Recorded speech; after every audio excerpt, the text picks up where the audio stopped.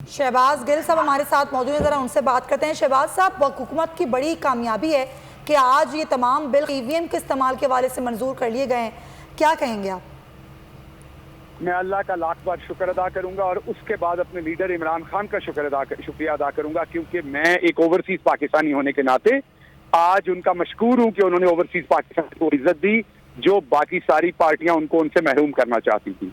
Overseas Pakistani जिनमें से majority gulf countries में रहती है, जिनके पास 1 साल 2 साल 3 साल 4 साल से ज्यादा का वीजा नहीं होता, जिनकी माँ बाप बहन भाई बकरी भेड़ घर सब कुछ यहाँ होता है और वो सिर्फ वहां पर टैक्सी चला के मजदूरी करके पैसा कमा कर सब कुछ यहाँ बेचते हैं। ये चाहते थे कि उनका हक ना दिया जाए जो टेम्परेरी वहां बैठे हुए हैं।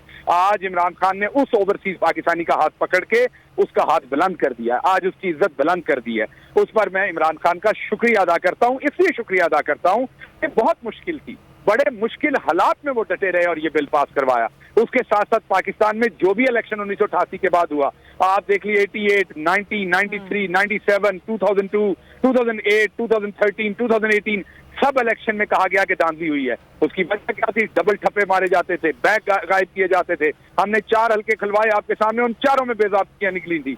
आज इमरान खान ने तमाम माफिया की मुखालफत के बावजूद इलेक्ट्रॉनिक वोटिंग मशीन के ऊपर अगला इलेक्शन कराने का बिल पार्लियामेंट से पास करवा लिया। मैं आप सबको इसकी मुबारकबाद देता हूं।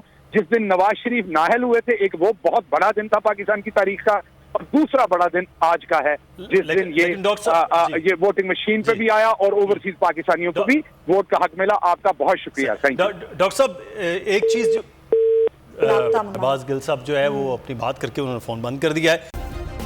सब्सक्राइब करें और बेल दबाएं ताकि कोई खबर रह न जाए।